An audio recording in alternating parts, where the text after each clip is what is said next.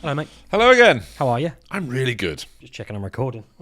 Are we? I am, yeah. It's all good. Yes, good stuff. Good start. How are you doing? I'm right, mate. I'm all right. Yep. Yeah, pretty chill week, actually. It's been really good, isn't it? Yeah, it's been good.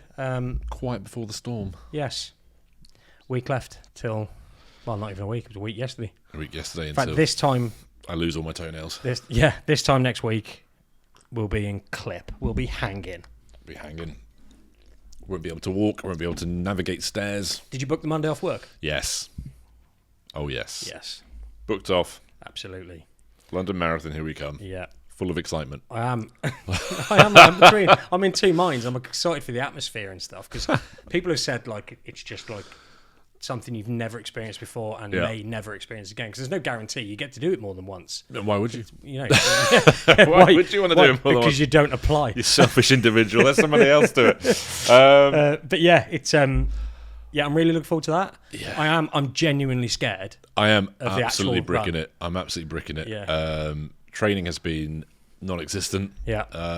So yeah, really not looking forward to You can it. see it in your face. Absolutely. You can see it in your eyes. I'm getting sent motivational videos as well of going over Tower Bridge and what an amazing feeling it is, and I'm just like, nah. At what point is Tower Bridge through the run? I think it's halfway, isn't it? Just All right. before halfway. Okay, so you kind of appreciate it. Yeah, I think so. Yeah. Because if anything like that towards the end, I'm not sure I'm going to take it in. I won't take anything in towards the end.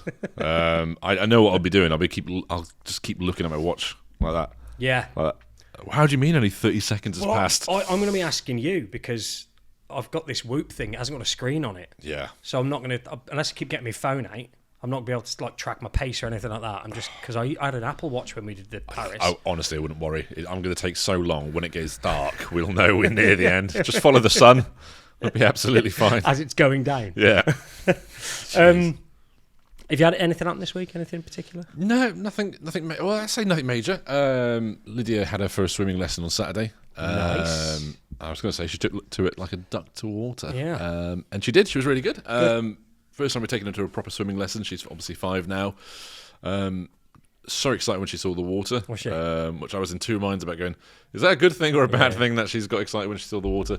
But yeah, got in there full of confidence, just enjoying the experience. What else did she do?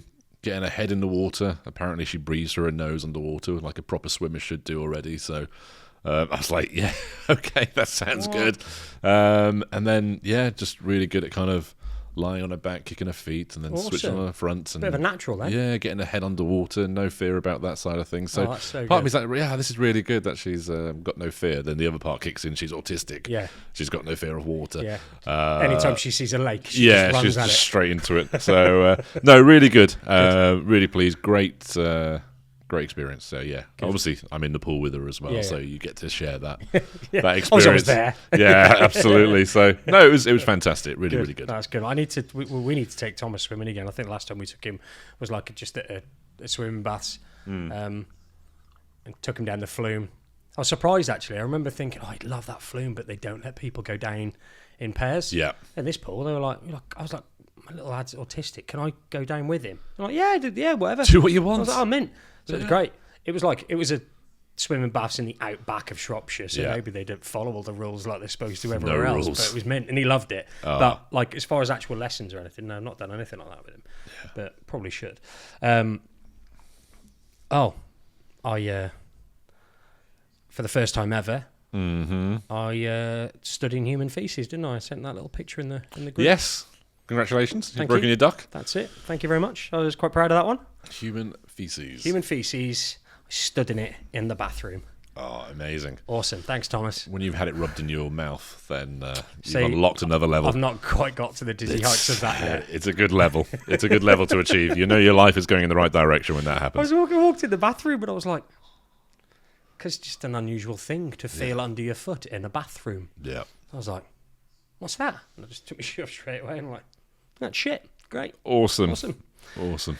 So, yeah, there was that. So, we put some questions out. We did to the community. Yep. One set aimed at dads, Yep. one set aimed at mums. So we've got some questions to go through. And thanks, guys. You really went, especially the mums, Yeah. went all in to ask some questions. So There's quite a few, so just crack on. Yeah, let's do it. Crack on. Let's go in. Question 1. Yes. These are from Dad. The first 7 are from Dads. How did you feel when you got the diagnosis for your children? Suspected for 3 years, became official Thursday. Hit me like a train. Currently feeling numb, relieved, guilt, anxious, all at the same time. And me and you are at pretty different ends of the spectrum in this. Yeah. For me, I kind of said it previously. It was very much just a box ticking exercise, a rubber stamping, if you will, of the autism. It was fairly clear that she was autistic. Obviously, when you see the paediatrician, they're like, can't officially say, but the signs are there. Yeah. And then just knowing your child compared to other children, it became very obvious. So when we got the results, it was, And your results, actually, you got them relatively recently. We were doing the podcast when it came in, because I remember asking you about it. Yeah. So it was what, June maybe? June last year. Something like that? Yeah, something like that. She got her place at a specialist school, did the assessment, then got the phone call or the Zoom call at the time. And it was just, as expected, autistic. I was just very much like, 10-minute call at the end of it. So put the kettle on. You'd been through the, like you said here, like numb, relieved, which obviously that's the weird feeling. Guilt, that's an interesting one. Yeah. Anxious, totally get that. Anxious about the future. I mean, for me, it was relieved for sure. Guilt. Do you know what? If there was any guilt, admittedly, it did cross our minds. Is this something? Was this a vaccine? Like, was this? Mish was like, was it my diet while I was pregnant? Was it the things I was eating or not eating while I was? Did I take certain medication? Aspirin. Yeah. Tylenol. Aspirin. Did I take Tylenol? So there's stuff like that. But the COVID vaccine. Hey? Was COVID vaccine for our side of things? Yeah. Yeah, it would have been around the same time. Yeah. I think. So I think the anxiety comes with, again, that future. Yeah. How autistic are they going to be? The guilt thing is like, it's because you can't get any answers. There's no definite or defining moment that says that is the precursor to autism. Yeah. I think that maybe is the guilt, is that you can't label where it's come from. No. And then Nobody part can. of me thinks, like, do you actually want to know? Is it going to change? That's the other one. Or if it comes out and it's very much like, oh, actually, it's from this particular parent. Yeah. Do you want to know, or is that going to lead to things in the future? You may not say anything, but in those dark moments, are you suddenly going to go, this fucking life we've got now is down to... Yeah. And even if it was a vaccine, or medication, let's say for argument's sake that it was vaccines, and it was proven it was vaccines, I wouldn't want to know. No. I get that future parents would need to know. Yeah. I wouldn't want to know, because that means, again, this is just a theoretical, like, if I'd sat down with my kid on my lap and let someone jab them with something, I wouldn't want to know if that, because it's done now. He's got autism. It is what it is. The other thing is as well, I think with me,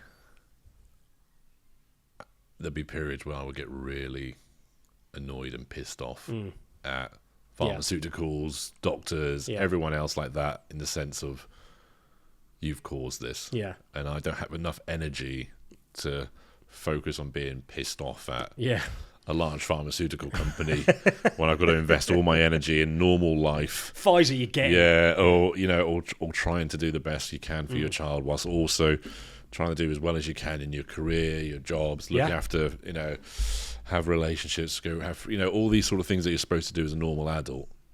I just don't know if I could go down that side of things. But yeah, it's a mix of all those emotions all at the same time, isn't it? It's confusing. Feeling numb. The only thing I felt numb about wasn't the actual diagnosis as such. It's you finally get that call and they go, right, confirmed, autism. Thanks very much. See you later. That's the bit that I found maybe a little bit numbing, is that, nothing has changed, has it? We've got the diagnosis now, and we've already got kind of EHCPs and everything else like that. there's nothing else that comes through now where you go, yeah, it is confirmed. We can now do this to fix, help. It's just, yeah, confirmed. And I don't know with this. I guess it kind of depends on how profound the autism is displaying. Because I imagine if it was like he said, suspected for 3 years. Yeah. If it isn't that obvious, I imagine if you've always got it in your mind that this might not be autism. Yeah. Then when you get the diagnosis, I imagine that does hit you harder. Yeah. Than like for me, for example, I was so sure it was autism. Yeah. That it didn't surprise me when we got the diagnosis. You would have been more shocked if they said it's not autism. Absolutely. Yeah. And a lot of the stuff he said here, a lot of these emotions, I'd been through. Yeah. I'd kind of been through them all. Yeah, like with Lydia, we knew for 3+ years that exactly. she was autistic. We just had to go through the mill. Yeah. And your diagnosis actually came a little bit later than you were expecting, didn't it? Yeah, COVID knock on. So even though it was 2025, we got the official diagnosis for Lydia. I think it was supposed to take place in 2024. She was born in 2021. But various delays, more children being assessed, everything else. Like I said, the waiting list got longer and longer. So I think we were kind of pushed back a couple of times. Yeah. And just explain that it's going to take longer than anticipated. Yeah. To get it. Do you want the next one? Yeah, next one. This is a gentleman who's 40, son age 7. As a man with an autistic child, I feel we live in silence. I agree sometimes it's best not showing weakness as it can make things worse. At the same time, working and taking care of your children and family can create burnout and people just don't see it. How would you deal with this? Well, I don't agree with the first bit or the second bit. I agree sometimes it's best not to show weakness as it can make things worse. I think that is actually the problem. I think everyone is trying so hard, especially as men, not to show weak. And I don't think it's weakness. I think vulnerability might be what he's kind of saying there. Yeah. Because there's nothing, you're not showing weakness. I think by fighting against showing vulnerability, that's where things get stacked up. That's why mums end up dealing with stuff on their own, is because men think, well, I can't show how I really feel about this. And men sometimes do that because they don't want to. Offload. You don't want to offload on your partner. Yeah. Like oh my God, if she's got enough on her plate worrying about our children or our child, last thing she needs to worry about is me. Yes. So I'll just be stiff upper lip, crack on, go to work, come back, do what I need to do. Yeah. Repeat. But the problem with that is, although that's what you think you're doing, you think you're not offloading in the moment, and that's going to make everything fine. But what's actually happening is internally, your stress levels are going through the roof, and your partner is feeling it and seeing it, and that's actually making things worse and harder for her. Yeah. And when you don't have like mates that you can offload to, like we talked about last week, you hold it in a bit more. Yeah. You're a pressure cooker. So I would deal with it by showing vulnerability to your partner. Yeah. Share how you feel. Yeah. Get it out there. Very quickly see that you're not going to get judged by your partner. Absolutely not. All she's going to do is try and help you through it, and in turn, you're helping her because you're actually addressing how you're feeling. Yeah. But you've got to go through that process. Got to go through it. 100%. I think we've all been. I need to keep this to myself and just crack on. Otherwise, I may have a bit of a meltdown. And I think we've all been guilty of it. But that's 100%. My learnings out the other end of it are show vulnerability, share your feelings, get out there. If you join the Discord and share it with us. Absolutely. But at the same time, if you're you're sleep deprived, you're still getting up, you're still expected to perform at work, you go there, you come back, there's no respite, unless the only respite you get is if you drop that text, do you need anything from Tesco on the way home, just so you can have 15 minutes walking around before to kind of like decompress before you step into another kind of, I'm going to say war zone, but you know what I mean in terms of the stress and everything else like that. Well, I say you've probably got a partner that's been with a child all day. I say when people join the Discord or the Facebook group, I say like, welcome to the madhouse, because that's what it's like. It is like a war zone. And people don't see it. Unless you're physically living this life, like you can have mates that are so empathetic, and I've had friends going, if we can do anything, you let us know. Unfortunately, you probably can't. No. You probably can't. In the best will of the world, it's appreciated, but you probably can't. And the other thing here, like obviously, I'm assuming like with he said with work and burnout and stuff like that. The other thing that I think is easy to forget is, let's say in a traditional setup, because one of the parents maybe can't work because someone needs to be there for the kid to send them off to school and get them back from school, stuff like that. When a man is at work all day, yes, they've got the break from the very difficult situation at home. Yeah. They've got a break from that, but they are still for 8 hours a day answering to someone else and having to do things on time, respond to clients. Like it's not like they're chilling out. You have got a structure at work and you have got things and protocols you have to follow, and you are answering to someone all day. So I get it. I get that feeling of needing a little bit of space and worrying about burnout. But again, if you don't show kind of vulnerability with your partner, like, it's more likely that burnout's going to happen and that you are going to pop at some point. Yeah, it's a classic. You do have to try and talk to somebody. Yeah. And if not, I mean, I know I was joking before, but if not, like join one of our groups or any other. There's so many groups on Facebook. Join these groups and just talk to other people, talk to other dads, even talk to other mums. That's been quite good to see, is where men are coming in talking to women, and the women are advising the men on what their wife might be thinking and feeling. And that kind of changes the perspective for them a bit.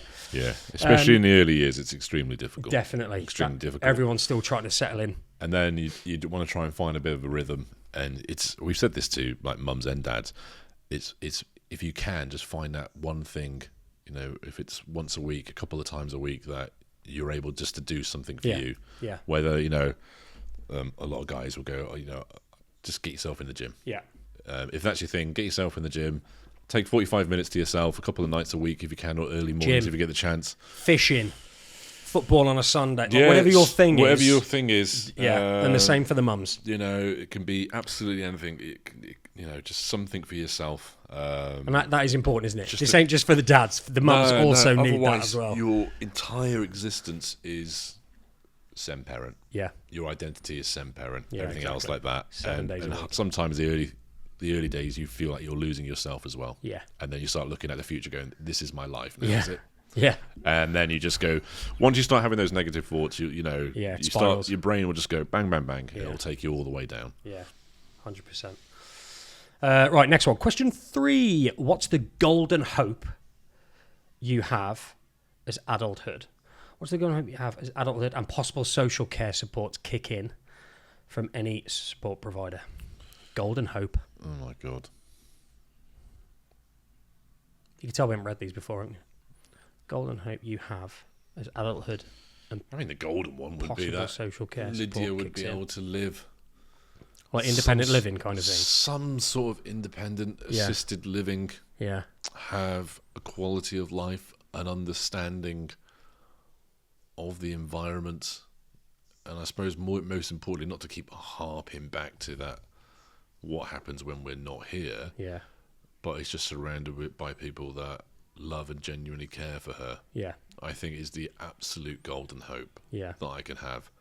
And that the social care provided matches that. Yeah. Again, if you think about some form of independent living, like I can't fathom that. No, not. But again, Thomas is 6. Yeah.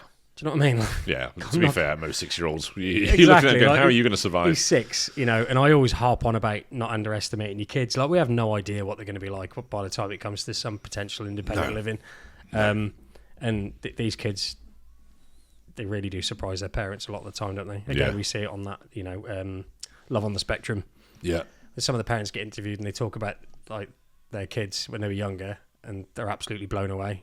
Yeah. Non-verbals suddenly, talking, communicating, non-stop talking. So you never know what's going to happen. But that's perfect. Yeah, that's perfect. Excellent. Okay, another question, more of a philosophical question. Mm-hmm. Low expectations is often endemic for the view of children, adults with autism. How can we overcome this to view, see, build, and apply better everything for this wonderful community? So how do we overcome low expectations for these children? Well, we've talked about it loads, haven't we? Like, you have low expectations because it's almost a defense mechanism, don't you? Because you think your kid's autistic, and then you have all these ideas of what this means. You don't know how huge the spectrum is. Yeah. So again, you get all these stereotypical ideas of Rain Man. I know I always use that as an example. That's because the only one, that's kind of the main one everybody used to consider when they thought about autism, wasn't it? Yeah. So yeah, I think low expectations are endemic, but you don't have to look around for long, and you can very quickly see that a lot of these kids, they absolutely blow people away with what they're capable of doing. I think as a parent, you can be guilty of this as well, can't you? You can. I think I did in the early days, is when it became more obvious that Lydia was or is autistic. You start sort of having that level that you think they will achieve, and then I brought it down a notch, going, okay, she's non-verbal, but maybe she'll speak in the future. Then, you know, as time went on, I was like, okay, she might never be verbal. Yeah. So I keep lowering the bar, and that's more kind of self-preservation. Yeah, trying to check my expectations so I don't start getting upset or, you know, over emotional about what the future is going to be like for her. But then, as you say, you set it low, and then all of a sudden they do something crazy. Yeah. You're like, wow, okay. Yeah. But then the risk is that you set the bar so low that sometimes you can be complacent. That you think, okay, well, I don't need to do this because they're never going to pick it up. They're never going to get it, yeah. But it's the wrong mindset because, as we know, they are sponges. And I think, like, where he said low expectations are endemic on the view of children and adults with ASD, I actually think for people that know nothing about ASD, the expectations are actually quite high. They assume that these kids are capable. They're going to be a maths genius. Like, of so many things. Or when someone says autistic, they just think, oh, that means you're a little bit quirky. You're a little bit quirky, but you're going to be really good at science and maths and coding and everything else like that. I think as far as the low expectations, it's us as parents that have that for the most. And we've seen it recently, again, with kind of the media and some of the posts that have been going up during the white paper, that the expectations are that these children are just going to suck the money out of hard-working families and everything else like that. So, I think it needs a change of mindset with everybody. It does. But also more awareness it does. from neurotypical and that's, government. That's parents as well as the wider society. And again, like, if you have low expectations, you don't push your kids. Yeah. You don't push them. And that's kind of where Thomas has surprised me, is we didn't push him, and then as soon as we did, he was like, oh, I can do that. And we were like, oh, shit. Okay, what else can you do? Right, we missed one earlier. Yeah, I'll let you do that one. There appears more done and known about mums. They could be labelled as difficult or intense. Why do you think dads are left behind in the sphere of involvement and knowledge? What? So, is he saying that mums are labelled as difficult or intense? I can understand that. Maybe mums are doing... Yeah, I can see that. They're labelled as difficult or intense. He's not saying they are difficult or intense. He's just saying they're labelled that way. Maybe that's because mums are doing, especially early on, the vast majority of this work. So they're the ones taking on the burden of a lot of this, because a lot of dads, I'm sorry, but that's just the way it is, guys. We are fucking idiots. Yeah. They're taking on the burden for a lot of this. So they're taking a lot of the workload. And do you know what? If I was carrying all of the workload, I'd probably be difficult, and I'd definitely be a bit intense. Yeah. But you know how fiercely mums will fight for their children. Oh, lionesses. Do you know, and again, this could be the case, and it's not meant to come across as a sexist comment or anything else. Oh, here we go. Oh, God. But what's he going to say? Mums are the ones that go on maternity leave. And then if they've had a job, they are sometimes more likely to go, I'm going to come back at reduced hours. I'm going to be more of a caregiver at home. Oh, yeah. Dad's going to go, 9 times out of 10, I'm going to carry on working. Yeah. Because we don't have the luxury of just both of us going, we're never going to work. It's absolutely fine. At the end of the day, everyone tries to work their absolute arses off. Yeah. Because you've got no choice. But probably traditionally or whatever, mums are the caregivers in that sense.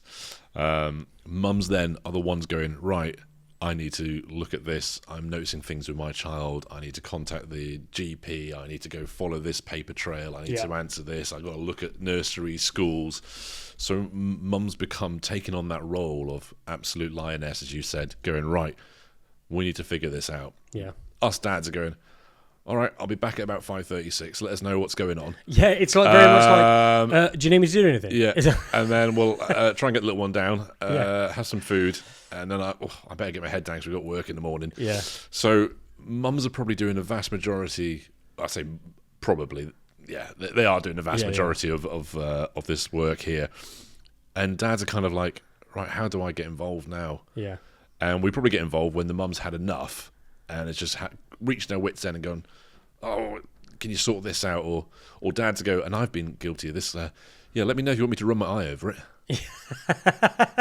Or something along those lines there. It's like, even with like typical kids, it's like when dads are like babysitting and everyone goes on social media like, oh, look, you're amazing, you're looking after the kid, and it's like, it's fucking his kid, what are you on about? Like, or the meme where at Christmas when the kids opens up the present and it's the first time the dad's seen it as well, and he's like trying not to look not to look surprised.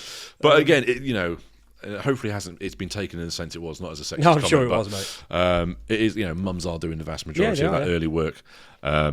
So dads do get left behind, but there comes a point where I think for me personally as well, once I got myself out of that limbo stage of like, is she, isn't she, all the self-pity, everything else like that, and I've become very pragmatic and gone, do you know what, it's your kid, you've got to fucking fight for them and do what you can, get them the help they need or the support.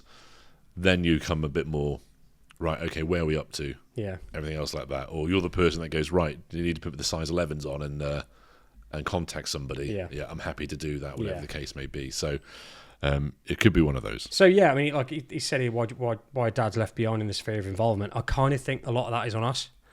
Yeah, I think so. The information, the same information is out there for mums and dads. Yes, it is not behind some sort of paywall that only mums have access to. We all have access to it. Lydia's mum, very, very good at sending me reels, information, directing me to stuff.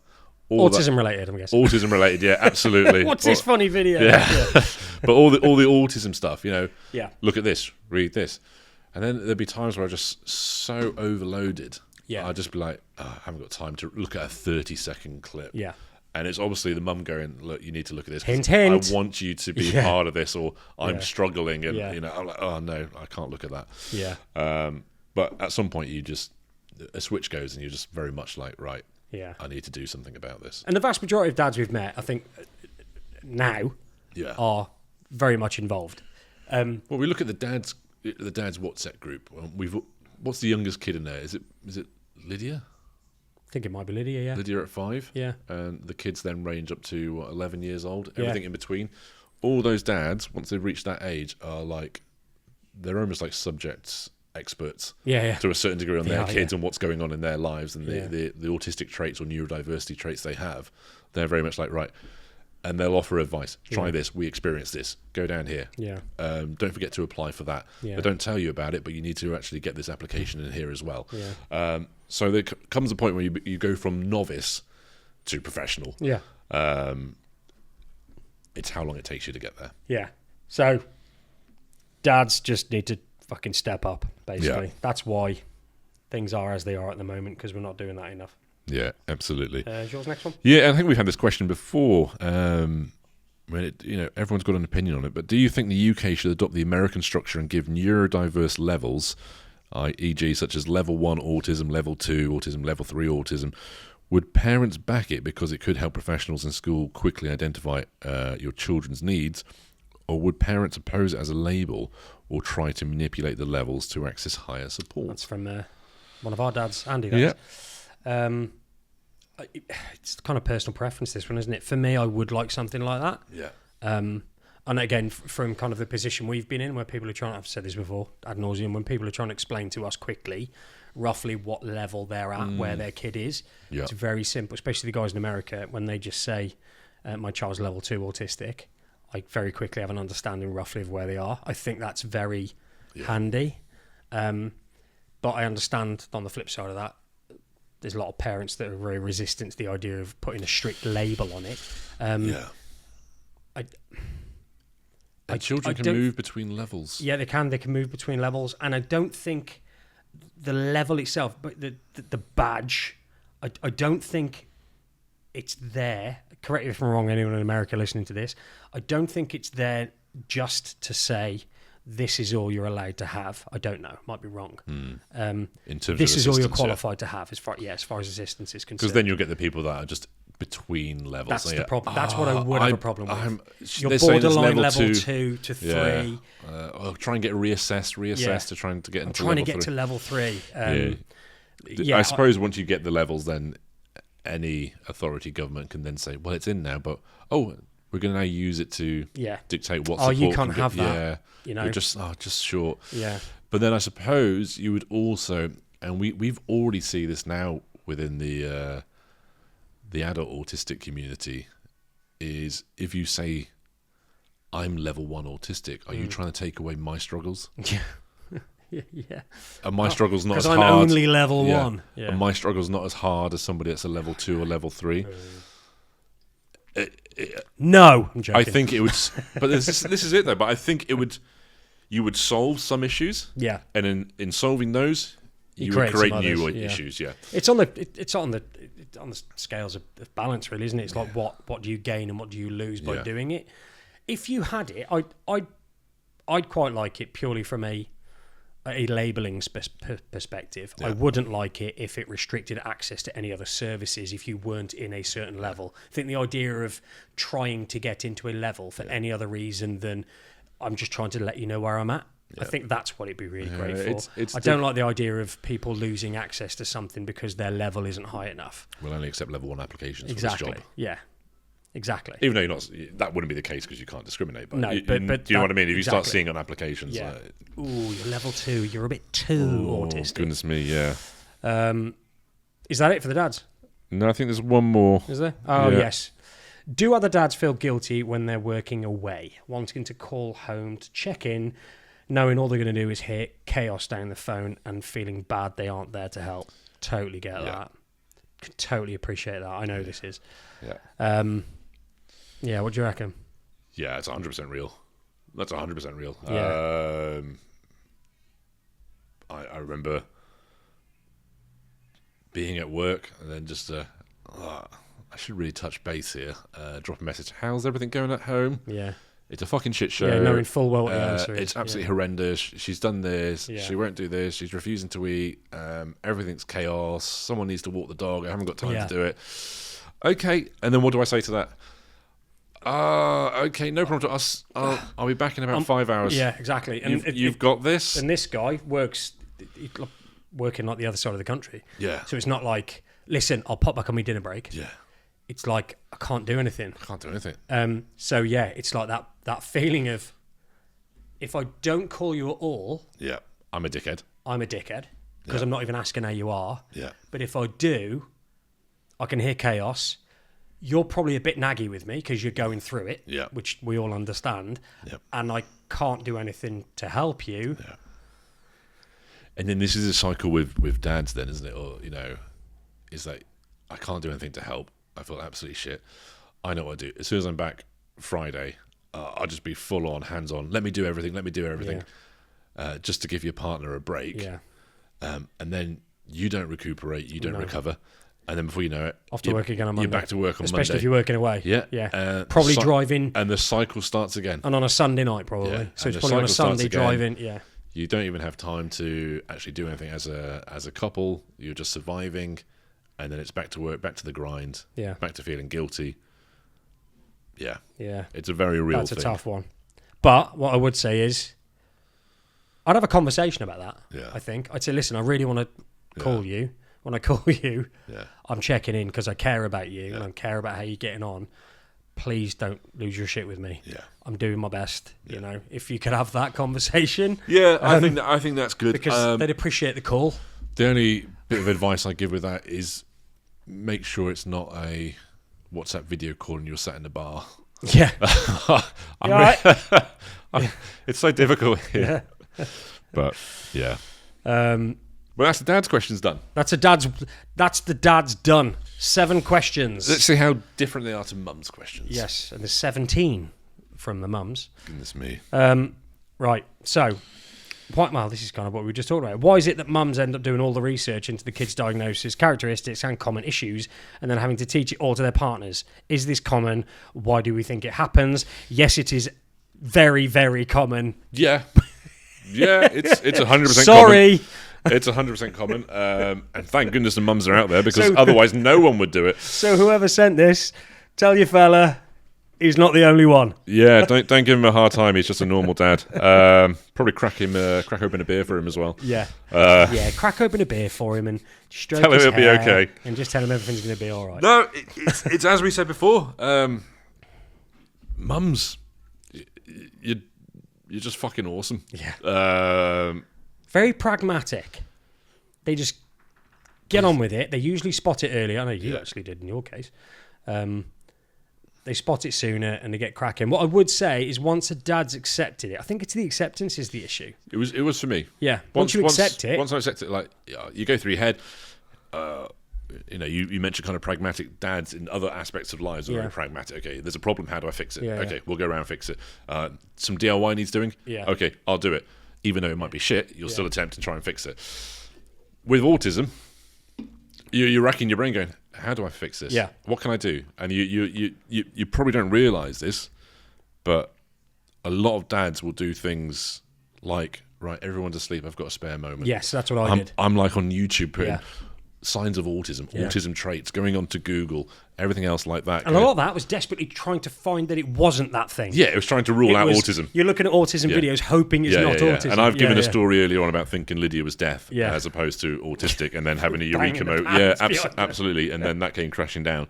So we are probably looking at stuff, but we're not sharing. Yeah. But mums very much like, right, okay, I need to do this now. I need to do that now. Yeah. I need to get on and sort this problem out. And dads, we don't get on board straight away. No.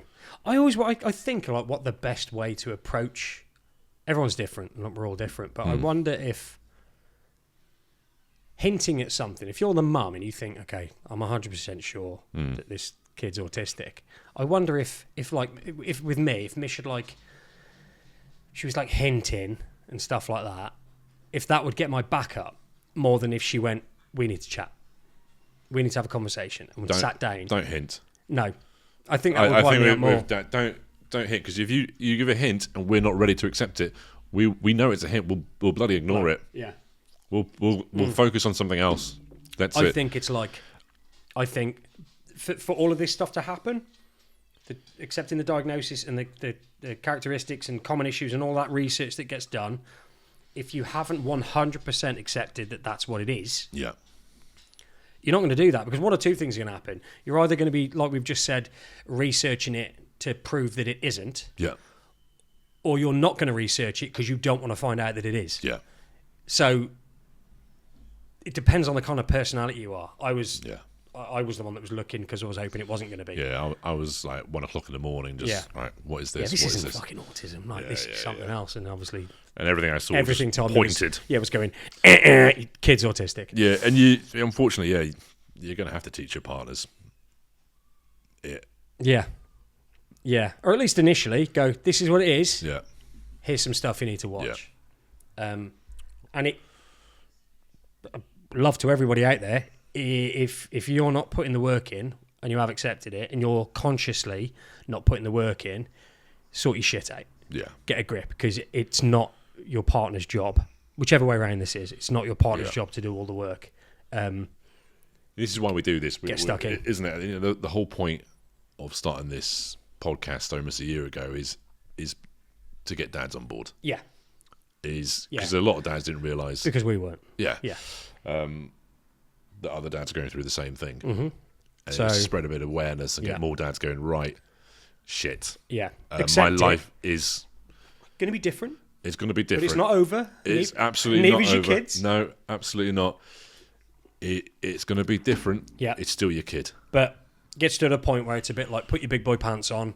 Oh, 100%. There comes a point where in all honesty, some dads will probably need a good slap across the face and just I'm go, sure there's a lot. wake the fuck up. Yeah. Wake the fuck up now. Yeah.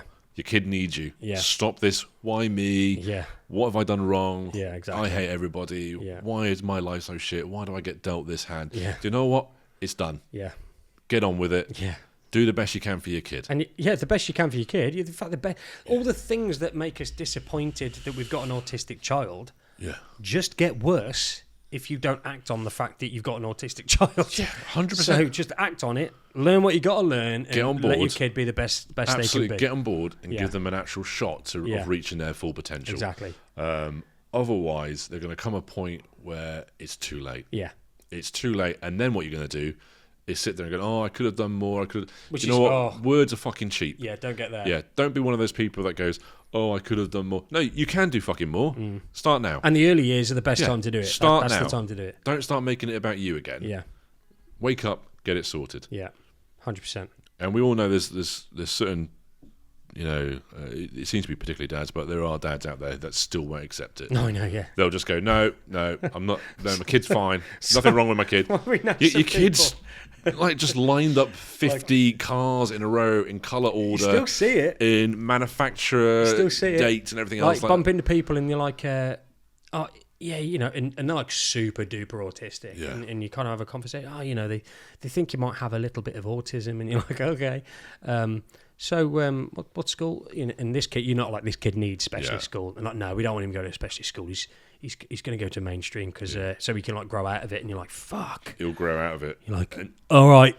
Yeah. And if you're one of them dads, like, just give your head a wobble. Yeah. Give your head a wobble and do the best for your kid rather than yourself. Yeah, exactly. Yeah. Next one. Okay. Number 2. How is best to support our husbands and partners after our child is diagnosed? So crack open a beer. Crack open a beer. Just stroke them. Yeah. Just stroke them like this. Oh. Say, it's okay, darling. It's going to be okay. Do you know what? Just His brain's not broken. He's just autistic. It's yeah. Oh, God, best way to support them. It's most of these questions about. I haven't even read them. I bet all the ones off Mum's going to be like, yeah, can you help me? My husband's an absolute fucking moron. Yeah. Jeez.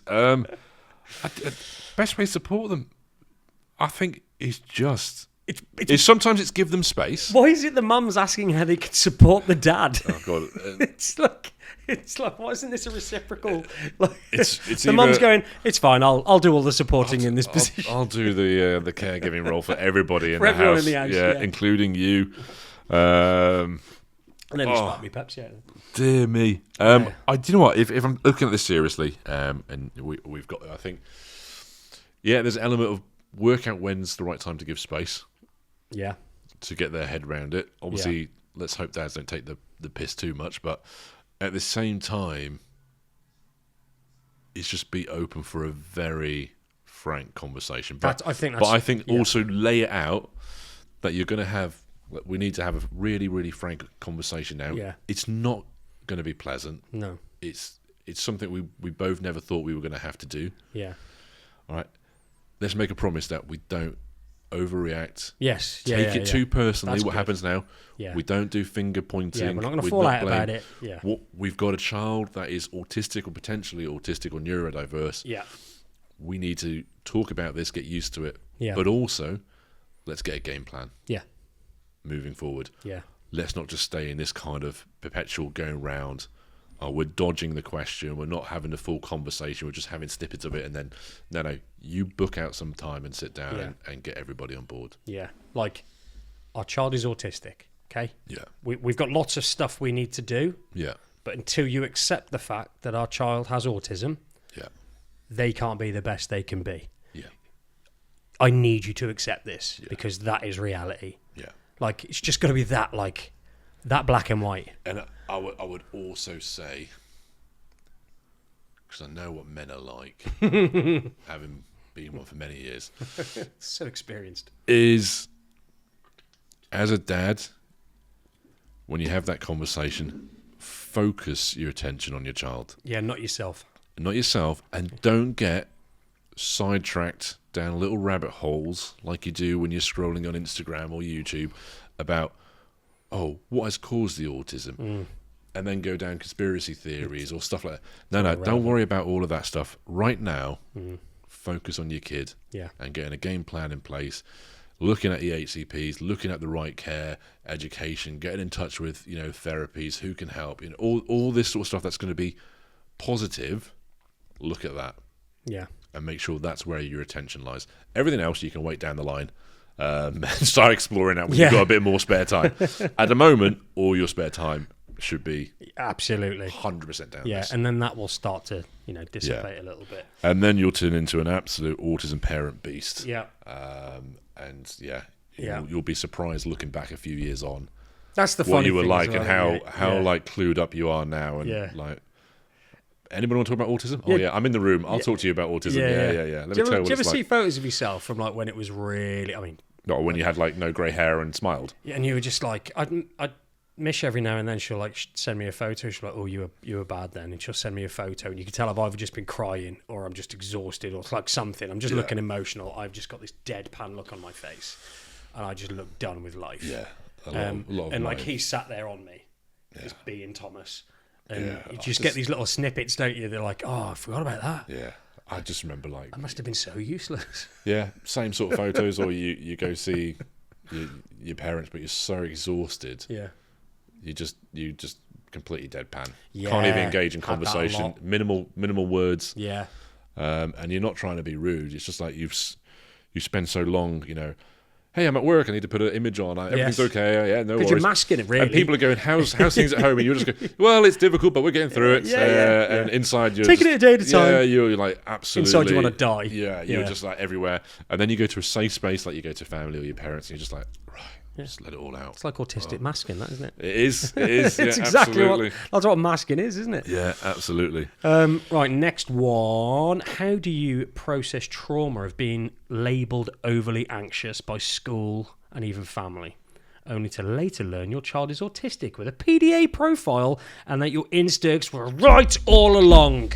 PDA, I always say this, PDA is one of those ones where it's just, you need to experience it to know. Yeah. Because I have zero experience with PDA, because I don't have a child with PDA. Yeah. I can only imagine what it's like, because even people like me will go, because I've never experienced it, I'm like, is it PDA? Is PDA a thing? I mean, I know it is. It's 100%. No, Yeah. it is a thing, obviously. But there's a part when you haven't experienced it, it's hard to imagine what the difference is between PDA. I think in the early days when I heard about it, I thought, oh, your kid's just taking the piss out of you. That's what I mean. Your kid's running, toughen up a little bit. Yeah. Oh, well, just get them to do it. 100% not. 100% not. And I absolutely get it. And, so you can imagine, can't you? Like, yeah. You've been labelled as overly anxious by school and family. Again, it's by people that are on it. I was going to say uneducated. That's not the right word. They just have no experience of it. No. So if we can admit in the kind of scenario that we're in with the podcast and stuff, that PDA is almost impossible to understand unless you experience it, you can fully understand why a family would think you're just being overly anxious. Overly anxious because, again, I'm only speaking about autism. Never mind adding the layer of PDA on top. You learn what your child is like, again, through having to make mistake after mistake after mistake. And you fine-tuned it over so many years to get to the point where you can actually understand the nuances, what your child needs, everything else like that. If it's PDA, rewiring your brain and how to ask a question.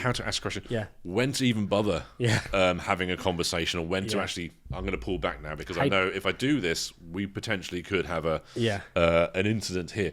So you spent so long actually getting there, and then somebody's got no experience of your child will say something, and then you'll be neurotic or overly anxious. No, it's because I've lived like this to get to this. It's taken me years to get to where I am now. Don't tell me how I feel. And then somebody even just making you feel like that, I can only imagine how much it would annoy me if it was happening to me, or really kind of pissing me off, and then everything else like that. I mean, at the light end of that, I've had family say very early on, I know you've had the same, they're not autistic, they're just a bit delayed. Yep. That pissed me off. So if that pisses me off, I can't imagine what that's like. No. Like, PDA, it's like this. It feels like, again, I've not experienced it. It feels like you're in a world where you think you're going mad because absolutely everyone else is thinking you're mad. Yeah. Because they can't see what you see. Yeah. Everyone else sees your kid's being a shithead because he's just refusing to do stuff. Yeah. But you know that is not reality. Yeah. I mean, it drives me bonkers. Yeah. Absolutely. I'd be losing my mind. And then you're having to live 2 lives. You've got a couple of kids. Yeah. One's got PDA, one hasn't. Oh. And then you have to justify to the other kid why you're taking a different approach to the child that's got PDA. How come they're not being made to do And then the neurotypical X, Y, Z? kid, you know, if they've done something naughty, you're just very, no, sort that out now. That's unacceptable. Yeah. And to the other one, you're completely different. You're like, Yeah. but I've got to explain to the other child who might not quite get it. And then you're just constantly plate spinning, And I spinning. wonder with some kids that have got less of an understanding and they haven't got a PDA profile, that are they learning behaviours from a child that is PDA? Because from their viewpoint, are they seeing, again, if anyone wants to comment and let me know, if your child sees that you're being different with the child with the PDA profile, is this child learning, okay, well, if I kick off, does that mean I don't have to do the thing? Yeah. Does that thing mean that mum will ask me a different way? Or do you just speak to all your kids the same? Yeah. Or do both kids, as your approach to your entire family in a way that you request stuff, deal with stuff, just the way the family operates. That's what I mean. Everyone takes it on board. Exactly. Does and everyone just... neurotypical kids are like, yeah, that's fine. That's no how one's we deal making with it. demands. Yeah. I mean, it's not even just demands, is it? They could be perceived demands. God, and then what happens then if that kid goes into like a normal school or the normal workforce where you get bosses are very much like, no, you just do that shit because I've told you to do it. There's so many different layers to it. And there will be some people out there. Goodness me, we've only been talking about 5 minutes and we've already got my head screwed. Well, it's mad, isn't it? But there would also be some people out there that are like narcissistic and they're like, don't tell me what to do. And they would go, oh, I've got PDA. Well, we all know people who have got ADHD diagnoses later on in life and are using it as an excuse to justify some of their behaviour. Anyone dealing with PDA fully appreciate what an absolute mindfuck. And going back to your instincts, do you know what? Your gut's right usually most of the time. Yeah. My gut was right about Lydia from day one. It's been right about a lot of things. Yeah. Mish has got a hell of a gut on her. Like if your instincts are going down there... She's always like, trust your gut.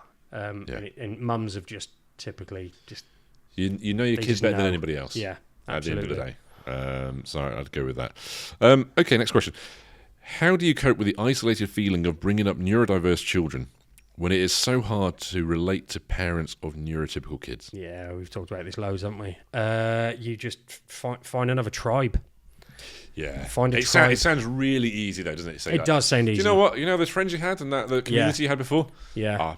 Fuck them off. And just go find somebody else. I wouldn't necessarily fuck them off, but just find another tribe that you can just contact and feel less isolated with, because it is hard. Yeah. Like even PDA, you could have a child with PDA. You need to find another parent with a child of PDA to understand PDA. Because like a lot of parents in the autism community won't understand it because they're not living it. No, exactly. So like a lot of families in the autistic community who don't have non-verbal children. Yeah, they wouldn't understand. They wouldn't understand some of the stories that these families are going through. Like with and I'll never understand what it's like to have a child that's autistic and high functioning and in the in-betweener kind of. I wouldn't never understand that. I'll see, like we've got some mates in the group where they've got kids that they're verbal. They talk, they can have conversations, but they have severe anxiety about certain things. Yeah. And I'd be like, but they talk. What are they anxious about? Do you know what I mean? Because all I'm experiencing is this child that's non-verbal. Yeah. I'm like, okay, well, I don't know what that's like. Yeah, absolutely. So it's crazy. Got some as some of the dads have said, we've got kids that are he's absolutely outstanding in maths and science, but when it comes to English language and literature, he's way behind or anything else like that. It's one of those, isn't it? In terms of feeling isolated, again, it's something we all go through. Yeah. We all go into that little bubble. Yeah. Where we kind of withdraw ourselves to a certain degree because you don't want to keep having the same conversation. You don't want to have those kind of looks of not pity or people going, I don't understand what's going on. Your life is going to be so hard. It's the problem with the pity, isn't it? I don't know what to say. With the pity, you're kind of already feeling sorry for yourself early on. So then when someone else gives you a little bit of that. You're like, fuck, like, nah, Yeah. I don't need you feeling sorry for me as well. And then you get people that can see it's difficult, so they don't know how to kind of operate, so they don't ask how you're doing, and then that will piss you off because you're not asking me how I'm doing. Yeah. But then when they do ask you how you're doing, you're like, oh, well, you know how I'm bloody doing. It's difficult, but I'll tell you what you want to hear. So it is really, really difficult. But I think eventually you do start meeting other parents, whether that's, hey, there's a coffee morning for SEND children, and you're like, oh, do you know what? I'm gonna go. I'm just gonna go to one of these. Yeah. And then you're like, oh my god, everybody around here gets it. Yeah. Or my child's had a bit of a meltdown, but no one's looking at me. They're actually, hey, no, that's absolutely fine. Oh, you see another child having a meltdown, go, goodness, it's not only my child that does that. And you start going, right, okay, there's other people that get it. Yeah. But again, that takes time, and that's you having to put yourself into uncomfortable situations if you're not one of those individuals that, you know, I've got to meet people for the sake of meeting people. Not because, hey, you're a great guy, I want to be friends with you. It's like, we've got something in common, haven't we? Yeah. But then what tends to happen is you actually end up making friends because you realise these people are complete, absolute nutters, or they've got things in common with you, or they talk you into running marathons, or anything like that. So it is difficult, but yeah, I'd like Brian just said there, like find a group. Yeah. Just find, even if like Facebook, it's just, I remember that first time I ever found a Facebook group, I did gain some relief from it.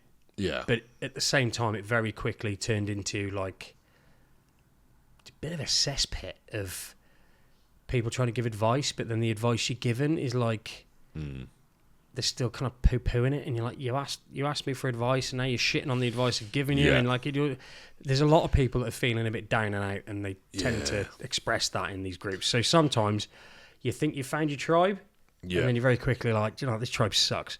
But yeah, just that's the loneliness aspect of it, the feeling isolated. The only way to not feel isolated is to find other people that get it. Yeah, and in terms of relating to parents of neurotypical kids, I remember this early on, is seeing other friends with children that were neurotypical. My sister's got a daughter, my niece, who is 6 months older than Lydia, so always having that kind of, oh, that's what Lydia should be doing, but she doesn't do it. And they would just highlight how different Lydia was. You know, the fact she was going around having full conversations, you know, telling me what colours are, and I could trick her and go, what about this colour? That's green. She'd go, no, it's blue, and, you know, all this sort of stuff. And I'd find it really, really difficult because it's always a reminder of how different Lydia was. Yeah. Now Lydia's 5, I don't have the same feeling anymore. No. To a certain degree. There might be odd days, but now I can see other children and just be happy that they're doing well. Yes. And happy for the families and the parents that your child's, you know, it's not a stark reminder anymore of how different my life is, because I've accepted Lydia for who she is, and nothing's going to change that. No. And I don't need to push any malice onto anybody else, or, you know, feel like, oh, why is it like so hard for me? But I think that comes with time and acceptance. Yeah, definitely. It's I remember that lad who was having a child at the same time as me and Mish, the one I met outside the hospital, and we went to his wedding. So maybe he was 3, something like that, and he came over, and I think what happens is you very quickly, unless you've got a lot of other kids around you, you forget the developmental stages. So when he said, "Oh, go over to Gaz, and he'll tie your shoelaces," and like he just comes over and like he's like, "Hey," and he puts his foot out, and I'm like tying his shoelaces, and I'm like, "Oh shit!" Yeah. So I can't relate to him. He was a lovely kid, like he was amazing, amazing cute kid. But yeah, it's difficult to relate because your world is completely different to the typical world. If you haven't got any other typical kids, it is rough. And it sometimes knocks you for 6 because you're not expecting it. Yeah, and there's a lot of stuff to process. I remember, like, you know, if I had a tough day, I'd be going down a bit of a spiral. You know how the brain works, and as soon as you put one negative thought in there, it goes, here's another 10 that we haven't even looked at yet. Let's go down here. But it could be things like I'd come home and I'd go through the door, and most families would have their kids go, "Oh, Dad's home," or, you know, really excited, or want to tell you about my day and everything else like that. And I then go, oh, I'll have a kid that will never come up to me and say, oh, Daddy, I love you, or anything else like that. And that put me in a real kind of, this will never happen. You start going down that route and everything else. But I think, again, it's just getting your head around that. Yeah. It doesn't change that much. I'll send it you later. And I never really get all woe is me about this stuff. But there was a video the other day and it was really nice. And I think Mish sent it me. And it was, it's the first part of the video was like, are you sure you don't want to be a parent? Or something like that. And then it was just video after video of children getting super excited to see their dads coming home. Yeah. And I mean like insanely excited. Yeah. And these little girls were just like bouncing like, Daddy, Daddy. And then they'd like run in and jump and hug. And one girl was just crying. She was so happy. And I saw that and I was like, it doesn't matter how used to having an autistic child you get and enjoying and celebrating how amazing they are. Sometimes it's still, you go, oh, I'm never going to have that. Yeah. And and when you accept you're never going to have it, and you make a conscious decision as well for a lot of us not to try and have other kids. Yeah. Because me and Mish have talked about it like loads. And you're just like, the odds of love Thomas to death, but if the odds are still quite high of having another autistic child who's as profound as that, you're like, ooh. Do you want to roll that dice? Yeah, and the other thing, it's not just like, do you want another autistic child? But by having another one, am I taking away from Thomas? But then also, by having one, am I hoping am I doing this partly because I want a caretaker for when I'm no longer here? Or do you just want a normal kid in bracket? Because you want to experience all the things that everyone else has experienced. So are you making it about you again?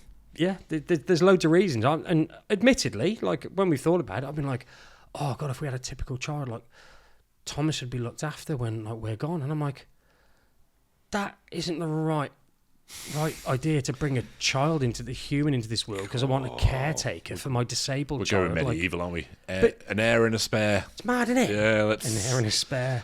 It is crazy, yeah. I went totally off. Right, where are we at now? Which one is it now? Question 6? Question 5, I think. 5. Oh yeah, what advice would you give to someone who wants to support parents with an autistic child, a grandparent, a friend, a family member, for example? I'll be quite blunt here. Don't say they're not autistic. Yeah, don't shit on what the parents think might be going on with their kid. Yes. And number one. Completely understand why people do this. They want to give reassurance. They want to give hope that it may not be as bad as you think. Yeah. Where if a parent has told you their concerns about their child, trust me, they're probably only giving you the tip of their concerns, and there's a massive iceberg underneath of everything else they haven't even told you, or that they are pretty certain that their kid's going to have. And if they think it, they've done the research. And what they're doing is just sounding you out, going, oh, I think my child may be autistic, or they're showing traits of this and this. The chances are they have researched the absolute hell out of this. They're pretty much 99% sure. They just want a bit of support, not everything's going to be okay. No, they won't be autistic. Or guess what? I saw an article about a kid that couldn't speak until they were 12 years old, and now they're a professor at a university and everything else. And it is another one. Don't send them articles of cures. Yes. Don't send them anything where like this kid's had this treatment and it reduced their autism by 30%. Like it seems like you're doing a good thing, but you're not. Nothing. Yeah. Because nothing like that. Because at the end of the day, there's no proven method of eradicating, removing. Yeah, it's there. I've seen articles and I've thought like, God, if anyone had ever sent me an article like that article there, like that was the other one as well. There's like stem cell treatments and stuff, isn't there? Yeah. You can get like stem cell treatments which are insanely expensive. Like I have no interest in someone telling me, look at this thing that you'll never be able to give your child, and I'm going to tell a horrendous story now. Oh, go on. It's a prime example, but this is like extreme, and I won't say who said this because it came from a good place. But Lydia is obviously non-verbal, and I remember being told, "Oh, we saw a movie about." I'm already laughing. We saw a movie about this autistic boy who was non-verbal, and he was in kind of some sort of residential care, but then he learnt how to communicate with an AAC device or something like that. So I'm laughing about this because you'll understand why. And then they carried on and said, so when he was in this home and he got sexually assaulted, he was able to tell the authorities who actually did it because he was able to communicate with ACC. So isn't that great? I was like, this is a movie? This is an actual movie that was out there. I just remember going, that hasn't filled me with any hope whatsoever, even though I know it's like, no, so they can learn to so communicate. The moral of the story is, teach your child to do an AAC device so that when you're gone, if they get sexually assaulted, they'll be able to report it. Yeah. Amazing. And it came, Thank you. honestly, it came from a, I know. a beautiful place of support and 100%. and love. And I know they were trying to go, we're doing our research on autism and everything else like this, and we're trying to understand it. But I just remember thinking, probably not the best example out there. No. Bloody hell. But yeah, but for grandparents, friends, and family, just listen. So I'd say to grandparents, don't deny the fact that the autism is there in the first place and that they're just a late bloomer. That's a classic one for grandparents. Yeah. If you're a friend, drop them a message every now and then. Just say, "How's things, mate? Yeah. How's the kid? Do you need anything from me?" Yeah. And family, as tough as it is, offer to just give them a little bit of respite every now and then, so they can go and grab a meal, go to the gym. Like, do you want me to just stay at yours for a few hours, just so you can pop out and do some stuff for yourself? Like, that's what I would do, I think, as a family member. So they can go shopping, or do the shopping for them. Yeah. And just drop the shopping off. And again, family is very stressful. Don't two-way thing as well for family members. If there's family events taking place, like birthdays, everything else like that, and you want to offer the invitation out there, do it. Still offer the invitation. Come along. It's a we want you there. At the same time, be prepared for the response to be no. Yeah. And don't go into too much detail. Like, oh, please do. We'll make change. Just go. No problem at all. If you need anything, you know where I am. Yeah. Everything else, like, don't put any guilt, pressure on that parent, the group of parents going, no, we can't come to that. No. And don't make them have to justify it. You know why they can't come. Actually, yeah. And I would, like, if it was a wedding, for example, right? If it's a wedding and all the family's going to be there and all the friends are going to be there, don't pressure them to come. Yeah. I'm using wedding as an example. But also, when you put the invite out, I would specifically say, like, if somebody had said, listen, we'd love you to come to the wedding, but do you think it'll be a bit too much for Thomas? Yeah. If it is, that's fine. Like, highlight the reason it might be an issue. Don't make me go around the houses to have to tell you. I would prefer it if somebody already recognised that might be the potential problem. Yeah. Like, we'd love you to come, but if it's too much for Thomas, totally understand. Yeah. That's how you do it. And do not fucking guilt people into coming because you want them there. No, because you're wanting them there is nowhere near as important as the shit they're going to have to go through to take them there. The stress of finding someone to look after the child. Or if they take them. And at the same time... Because no one else can look after the child. And I'd say at the same time, on the flip side of that, as parents to neurodiverse children, feel comfortable in saying no to things. Yeah. Don't feel pressurised to do anything. Don't feel you need to justify anything. Thank you very much. We're not going to be able to make it this time. I hope the day goes great. Yeah. Yeah. Because early on, there's always that, I'd love to come. I can't come because of my child. Yeah. I know, yeah. And my child is now spoiling all my fun because I can't, Yeah. Don't need to justify it. No. Your friends and close family will know why. Yeah. And if they do know, I'd appreciate it if it wasn't kept quiet, like it was this unspoken thing. For me, if someone just highlighted it, is it going to be too much? Like, yeah, it probably is, mate. Is that all right? Yeah, of course it is. It always seems like this thing that people don't want to address with you because like skirting around it. They know why you're not coming. Just say it. Yeah. Just say it. It's like this. Sometimes like having a disabled child feels like this secret that's underneath the stairs that no one talks about. Like, do you know what I mean? Like, no everyone's scared to address it. Like, yeah, my kid's disabled. Cool, let's talk about it. It's fine. Yeah. Let's just talk about it. Let's not pretend it's this fucking thing that lives under the stairs or in the basement. It's weird. Like, that's what it's like. Some people do. They treat it as, don't want to mention it because it might upset them. I live with it, mate. It ain't going to upset me. It's more upsetting if you fucking don't talk about it. It's bringing back memories of the 1980s with a certain community where people going, oh, yeah, I can't be associated. We mustn't talk about. Yeah, it's absolutely fine. Which one next? Okay, next question. Okay, interesting. How do you cope as a single mum it's so when hard. your ex blames your parenting for your child's diagnosis, and when there's almost no one-to-one support available unless you go private? Okay. Oh yeah. Okay. How do you cope as a single mum when your ex blames you?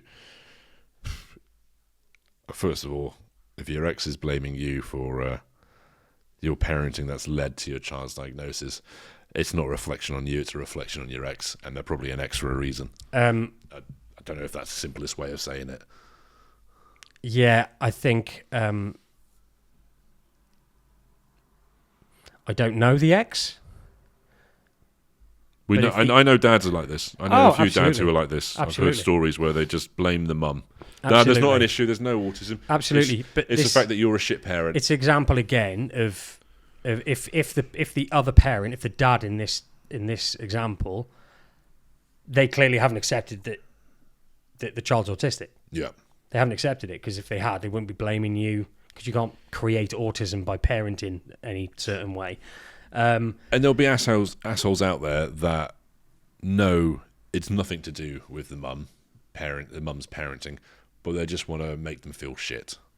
Yes, and say stuff like that. Yeah, nothing to do with the child. Even if they did believe it. Yeah, they just want to make the other person feel shit in some continuous game of who's right and who's wrong. Yeah, I'd actually just have as little contact with your ex as possible. Do you know what? That might be the best thing. I think, I mean, this is really going round about the houses. If your ex makes you feel like this and says stuff like this to you, you need to, and if they still have access to your kid, then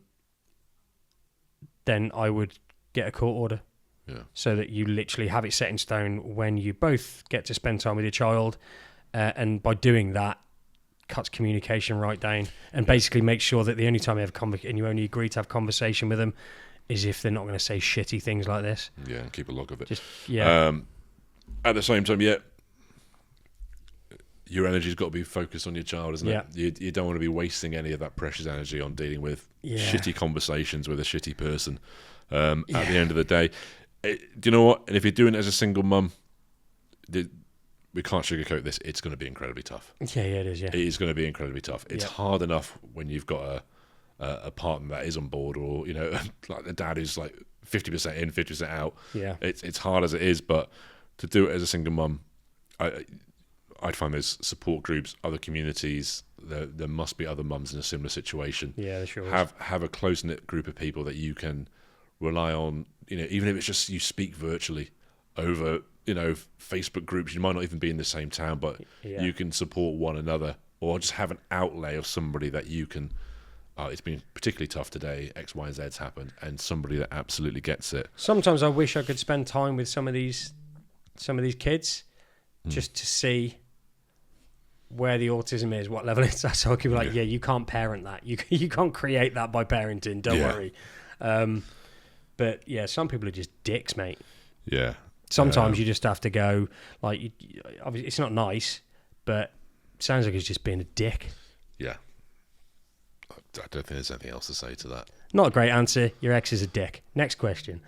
How can I keep calm, cool, and advocate effectively to be helping our family when a subject access request reveals they've been labelling me and my child behind our backs? Ooh.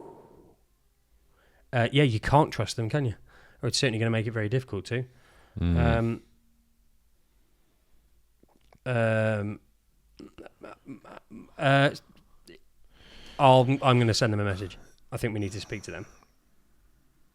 Yeah, that's not great if professionals who work in this industry, say industry, oh my God, like in this sector, it feels like an industry sometimes. Yeah. We'll send you a message. Yeah. But there should be none of that taking place. No, they shouldn't. Because, I'd be tempted to find out who they are, or if it's a local authority, and then get every other parent to do a subject access request if they've done it to you. And I'm guessing the labelling is going to be similar to the previous question. Yeah, I think so. Okay, that's really bad. Is there one that we've missed out there? Oh, is there? Is it question 7? Nope. Oh, wait, there. No. It's question 7 and question 8 look very similar. They do. That's why. Go on, mate. Do you want to do that one? Yeah, how can I keep calm, cool, and advocate effectively when the professionals who are supposed to be helping are behaving in ways that are genuinely triggering? That's the same person. Oh, it's the same question. They're linked. Well, it's a different question, but they're linked together. They're linked. So yeah, we'll contact this individual privately. Yeah. I think she's going through it. It's not great. You've got enough shit on your plate then to the people that are supposed to be helping you are doing the opposite. Yeah. How do you keep your cool with the judgment, comments, and unsolicited advice when people who've never lived this life? Oh, I'm very good at keeping cool. Unsolicited advice, that's the best one. Yeah. I think there comes a point where it just doesn't hit home anymore. You have to ignore it, don't you? You develop thick skin. And you shouldn't have to, but the way to cope with it sometimes is that you do. The first couple of times you hear something, yes, it hits home. It smacks you straight in the heart, doesn't it, when you hear stuff about your own child? But there comes a point where you just realise you're an idiot. This doesn't help me. I'm not wasting my energy, time, having to re-educate every person that says a silly comment. And where are these comments and where's this advice coming from? If I had to guess, this is from family. Well, unsolicited advice is usually family. It can be family, again, coming from a place of love, trying to offer hope, or trying to protect you as you are their children. They continuously want to do that, so they don't want to be the people that put a dark cloud over you and feed into any doom and gloom. But it can also be, certain part. I'm going to say older generation, but not necessarily. But it can be people going, "Oh, there was none of this in my day." It's what they need is if they won't eat their dinner, leave it out. They'll come back when they're hungry. Yeah, it can be stuff as simple as that. When with an autistic child, they're not going to come back just because they're hungry. You can't stop offering food. Or it could be turn the TVs off and don't give them any screen time, and they'll fall asleep and all this sort of stuff. Or in my day, we used to do that. All this that comes through unsolicited advice. It's whether you've got the relationship to talk to your parents and say that's not helping, or if you haven't, then you've got to be prepared just to. I think let it go through one ear and out the other. Yeah, I think like we said before, I think I'd be saying if it was family, if it's family and friends or whatever, you can't just cut them out of your life because they're a part of your life. Randoms on the internet, you can just block them and cut them off. Yeah. But if it was like my parents, for example, I think I'd have to, again, like we said before, I think I'd have to have a conversation I'm not going to fall out with you about this. I love you, but I'm not going to fall out. I need you to stop telling me what to do. Yeah. I know what's best from my perspective. Stop giving me advice. Yeah. Because I'm guessing the advice is, well, you need to be stricter, or you need to do this, or you need to do that. It's I'm doing it the best I know how.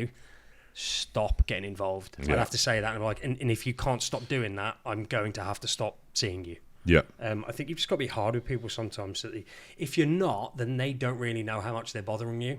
Yeah. So they don't know to pull back. Sometimes you just have to. And then sometimes it gets harder as the child gets older. Yeah. You just have to kind of address it as soon as you can. Yeah. Why is it so damn difficult to get heard by professionals when you're raising concerns about your own child? It seems like it's getting harder.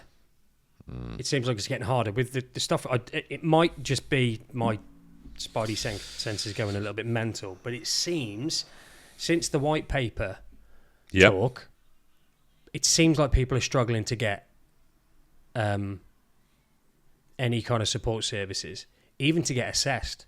100%. It seems like it's getting harder and harder, and I feel like that's the local authority seeing the writing on the wall and being like, well, let's just kick this down the road a little bit further, which they do anyway. Yeah. But it feels like it's getting harder. It's getting harder.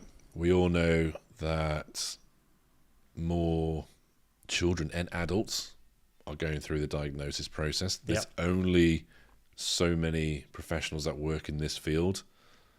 They're already at capacity and overrun. We talked about Lydia's assessment getting pushed back for autism. Yeah. So access to these individuals, it's going to take longer to get until we have more people trained in this field and more professional speech therapists, all this sort of stuff that understand it or are there to provide a service and money's invested. It's going to get harder. I don't think there's anything I can say, you can say that will kind of overcome that, unfortunately. No, it's funding. It does come down to funding. Yeah. And it comes down, again, unfortunately, to parents having to be completely on the ball, being those people that, I want this sorted out, you said it'd be sorted out. Even if it's out of character, you've just got to... Yeah, we're all kind of the nicest people at work and everything else like that, but we said in previous podcasts at the start, you're very trusting of this, the kind of... And if you are trying to fight the system or anything like that, like, do send us a message or send us an email, and we've got some templates for different scenarios. You can get in touch with us and we'll send you these templates so you can send them. They're pretty ironclad, and there's different ones for every stage, isn't there? Like, depending on where you're at. And we've done some 60-second videos, like no bullshit videos on like the HCP process and things like that. So when schools are saying, "Hey, we don't think you need to worry about this," you don't need to rely on the schools. You can take the process and start. The HCP one's really good. There's so many different things there, but a lot of it is making sure that you're fully educated yourself on what needs to be done, and unfortunately maybe changing your characteristics a bit and being a real pain in the arse. Yeah. Whoever shouts loudest sometimes does work. I'm not saying it works all the time, but if you're going to be a pain in the arse, it's harder to fob you off. Yeah, 100%. Yeah, just the way it is. LA local authorities are looking to conserve money, and they're dealing with so many cases. This person's quite easy and quite tame. Then you're not going to get it. I could be the person, and I'll 100%. Deal with the person that's been a real... Absolutely. Another email from this individual. Oh, God, I just want to get them off my books. Squeaky wheel gets the grease. Yeah, exactly. Why is there still so much unawareness of autism, even within the medical community? What do you reckon, mate? Oh, goodness me. I think that's training. Training, yeah. I think that's training. I think we've spoken to so many families where they've gone to see GPs, for instance. I think I've got concern about my child. Yeah. And the GPs just dismissed it. Yeah. Oh, no, nothing wrong there. Nothing to worry about. Yeah. Yeah. And you walk away thinking, is it just me? Is it my parenting style? Is it everything else like that? I think there's more training. Yeah. There's, and even when the white paper was coming out and there was a talk, every teacher in this country is going to be trained in neurodiversity and everything else like that. We saw newspaper articles from The Guardian, from places like the Spectator, and there were teachers actually commenting, going, I'm a teacher, I've been teaching 30 years, I think it's a bloody nonsense, all this neurodiversity. Parents need to toughen up and be more disciplined with their kids, and they just want a label. And these are teachers. Yeah. So part of it is a training thing. Part of it, unfortunately, is, is it too old to teach certain dogs new tricks? Mm-hmm. Do they want to learn? Do they want to be part of it? Probably don't want to learn, do they? I've got 5 years till I retire. I don't give a shit. I'll just carry on doing what I'm doing. Yeah. It's going to be like that, but it takes community to keep pushing, keep shouting and demanding that more things change. And it wouldn't take much. I mean, like, we've both had experience, like, with the NHS and our kids, and I felt like I was going mental every time I went back. I was like, how would you still... Why aren't you reading the notes? Yeah. I remember you said the eye test, wasn't it? How are you still not knowing what's going on here? Like, you're treating my child like he's typical. And the other thing is, like, do you know what? It's not bothering Thomas. It's not bothering Thomas at all. He couldn't give a shit. But for the parents that are still early on in the journey, if you're a physician of some description and you keep trying to talk to the child who's non-verbal, because it says so in his notes, I get that some people would be like, well, no, that's polite. That is, in society, it's like, yeah, cool, all right. When he doesn't respond for the first time, stop trying, because now you've got two parents sat there who might really be struggling with this diagnosis. They've now got to drag their kid in for an eye assessment, which isn't going to go well. And it starts with you going, hello, like, just like shit like that. And that wouldn't take much training. I agree with you. I think it's a training issue. But it's not a lot of training. I could knock that training out in 20 minutes. Yeah. Read the notes. Just read the notes. Yeah. Thank you for coming to my TED Talk. It would like be that quick. Yeah, absolutely. Okay. Why is there so little support for parents after receiving an autism diagnosis? We went on the Early Bird. I think it was called the Early Bird course, which wouldn't... you call it support? I'm not sure. And it was like... It was on a Tuesday morning. Again, like it was on a weekday on a Tuesday. And fortunately I was in a position I could just take the time off work, and you'd sit with other families and learn a little bit about autism. But that was a few sessions every few weeks, 1 day a week. That was all we did. Don't get me wrong, it was fantastic, but that was it. It was maybe 4 or 5 sessions. But as far as support's concerned, well, there isn't any. There's no like emotional support or psychological help or anything like that. It's just, your kid's autistic, off your pop. That's literally what it was like. It was like that, yeah. There you go, here's the diagnosis. Yeah. I remember going, what's next? Nothing. Nothing. We've done our bit now. You've got the diagnosis. Kid's autistic, that's it. Yeah. So, again, I think that's another funding issue. It's just not a priority. Yeah. Unfortunately, there's no guide to this, is it? You learn from...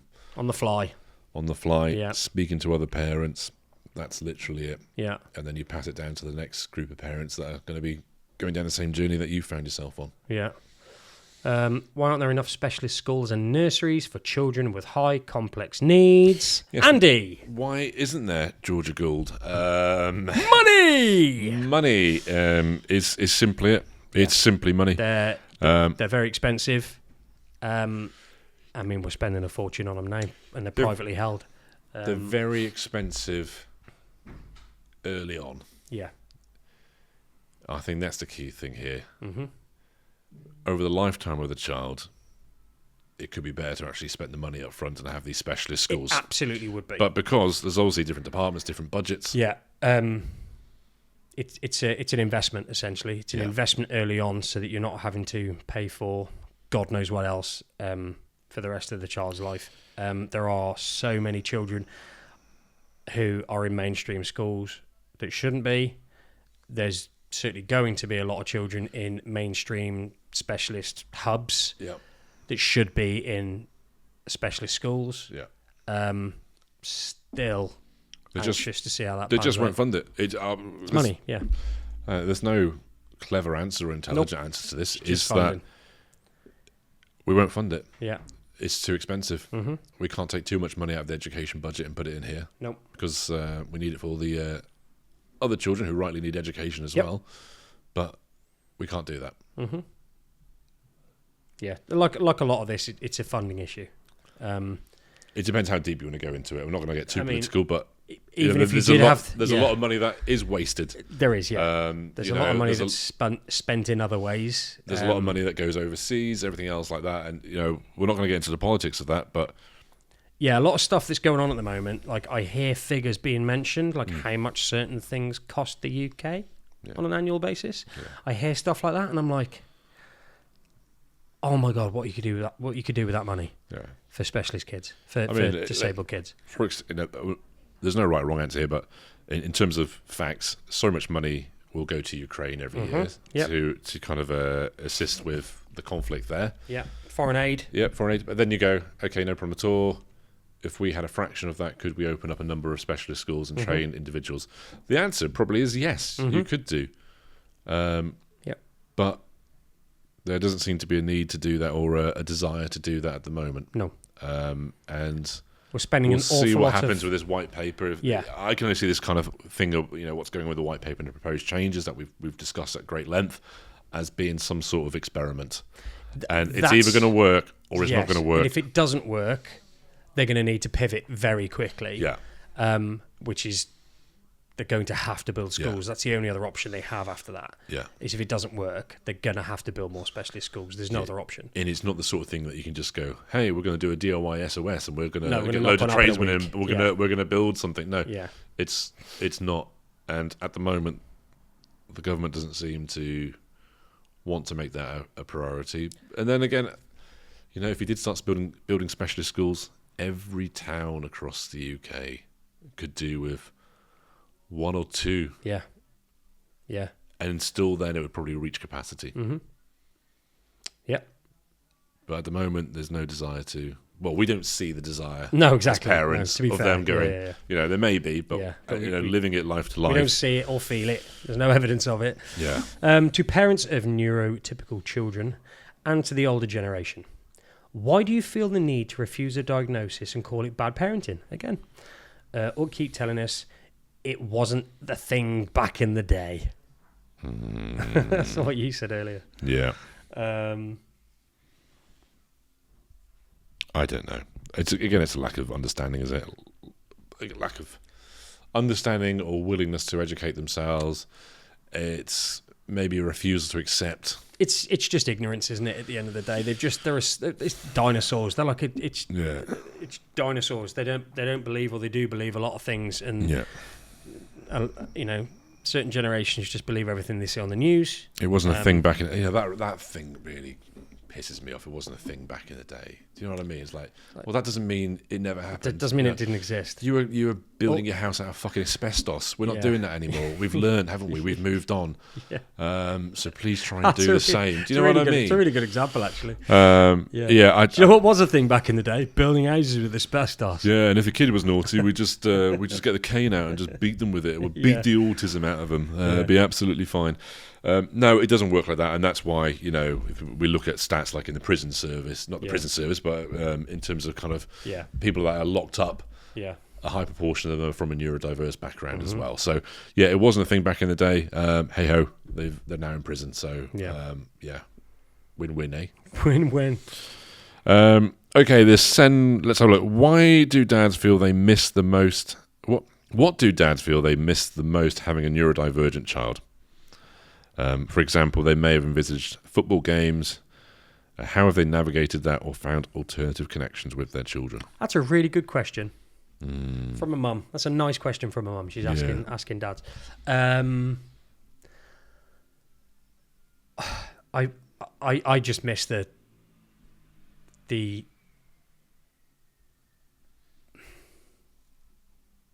it's just the stuff you said earlier. It's just the everyday stuff. The everyday moments that Where's Daddy? Everyone takes for granted. Like, do you want to go do this? Do you want to do you want to come? Can we do some drawing together? Yeah, exactly. Can I show you this? And don't get me wrong. And it's like why is the exciting sky about blue? Christmas and stuff like that. And yeah, exactly. But we get different versions of that. Yeah. Where it's like Thomas just leaning his head in or something like that, or pulling me to spin him on his chair. It doesn't happen often, but when it does, that's that thing I'm missing. I miss, and this again is I'm sad that I'm never going to have a daughter. Like I just really wanted to have a daughter. I just wanted to experience the daddy-daughter. And obviously, you can never choose what you're going to get. But it makes me a bit sad sometimes that I feel guilty saying it, but I feel like Thomas's autism has stopped me trying to have another child through fear of making Thomas's life worse, or us having double the workload with an autism. But it's true. That's just the way it is. Yeah. So there's that as well. It's not really what they're asking, but that's kind of what I miss. Yeah, mine's the everyday stuff, isn't it? Yeah, it's like marriage as well, like her getting married and the whole dad. Daughter aspect of that. Is that something? Yeah, that's kind of gone. Things like younger getting into sports. We'll take it. she might be a gymnast, Yeah. or we'll take her to some sort of dance lesson. No, that's not happening at the moment. Yeah. Or even as simple as, what character is she going to be in the nativity play? Yeah. We ain't doing that. We're not going to do a Christmas nativity No. play. We're not going to see them rehearse their lines for No. a short story, or have her do her first bit of creative writing. And, I've done a poem at school today. This is the poem, or I've done this, or that's lovely, or like pictures on the fridge and all that. kind of stuff, all this sort of stuff. Yeah. Or Dad, I'd love an ice cream. I've had to accept that's not going to happen. Yeah. I go on holiday. Oh yeah, we're going to get an ice cream, build sandcastles, and we're going to bury Dad, and none of that. No. It's not happening. No. Yeah, it is normally just the day-to-day stuff, isn't it? Yeah. It's just the normal everyday stuff. mundane stuff that everyone takes. Like you Yeah. said before, having a child come up to you going, tie my shoelace for me. Yeah. That's not happening. No. All the stuff everybody else takes for granted. granted. Or your kid coming in going, I'm thirsty, can I have a glass of water? Yeah. That's not happening. Yeah. Just everyday stuff that people take for granted. Yeah. Read me a story at bedtime. Waiting up for Santa on Yeah. all There's that kind of nothing. just, There's nothing of there. Yeah. You just, unfortunately, just get accustomed to it. Yeah. God, it's weird, isn't it? Yeah. It's weird that you come accustomed to something that's so sad, Yeah. because it is really sad. Yeah. But you just go like, oh well. Well, what's the point of me devoting too much time in thinking about it? Yeah, I And know. That's probably why we're a bit stumped sometimes when the question Yeah. comes up, because we're forced to now address it and Yeah. think about it. Yeah, so thanks for that. Thanks for that one. Yeah, no, only joking. How can I best support my partner? Oh, this is good. Oh, we're going to give him a shout out. How can I best support my partner as a stepmom in his 9-year-old autistic son with high care needs, especially as we're getting married next year and want to include him in the day without overwhelming him? That's a nice question. That's a really nice question. It's Have I skipped one? Have I missed one? Oh, no, that's no. fine. It's great that you're even thinking like that. That's really nice. That's really good, especially if a step parent stepping into this Yeah. this crazy world. Yeah, because that's a big deal. Like, Yeah. shout out to all the step parents. Yeah.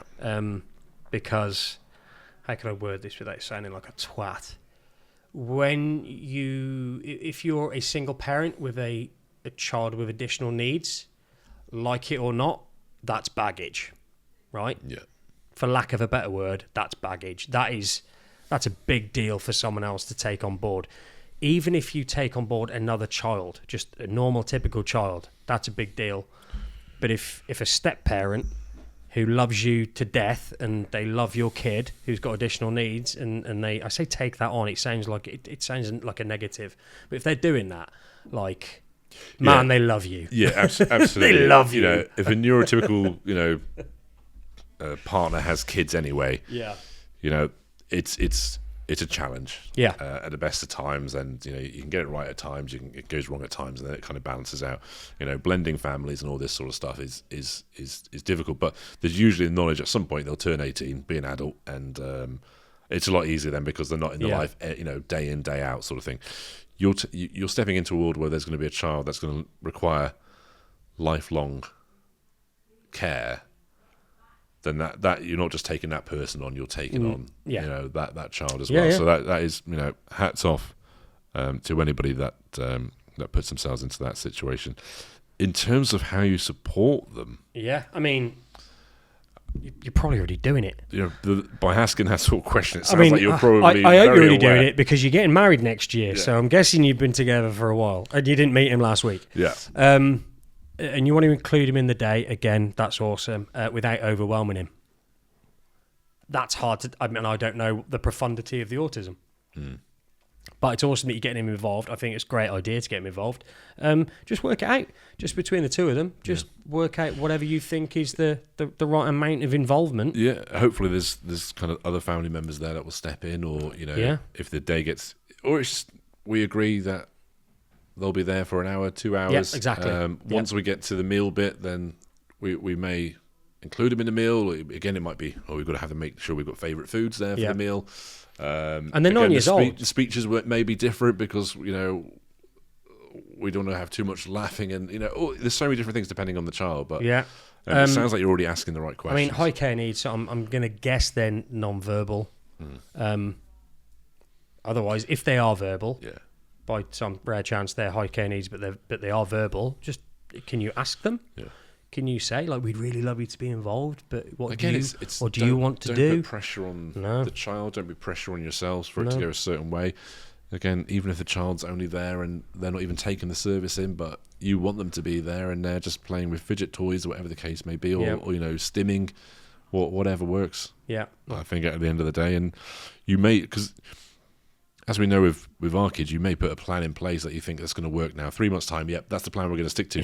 On the day, it can be completely different. Yeah, even in a completely just normal wedding just full of typical people, it usually never goes to plan anyway.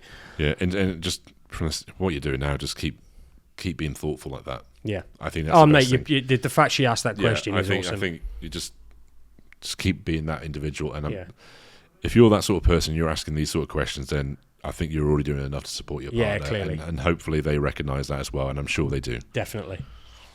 Last one. Final question. As a mum, I've built a network of friends within the SEN parent community, but this has been a struggle for my husband. Any tips?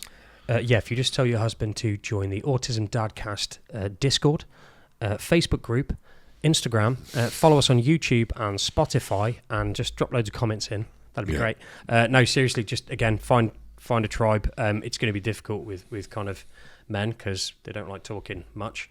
I think for me early on as well, going back, not to harp on about this running thing, but I felt a bit useless at the start because I didn't have anybody to tap into. Yeah. So my way of feeling like I was being proactive or kind of accepting it was I'd signed up and did a 10K run, then just for autism. Yeah. Because I had nobody I could share it with, but I wanted to feel like, you're doing something. I was doing something. Yeah. So I was like, I'm fundraising for this. And then people were like, oh, you're doing a really good cause and everything else like that. And then it's just, unfortunately, you're going to have to put yourself out there a little bit. Yeah. Unless by some weird coincidence, your best mate suddenly has a child that's autistic as well. Yeah. But it's probably giving him space to get his head around it. Again, I don't know how old the child's is.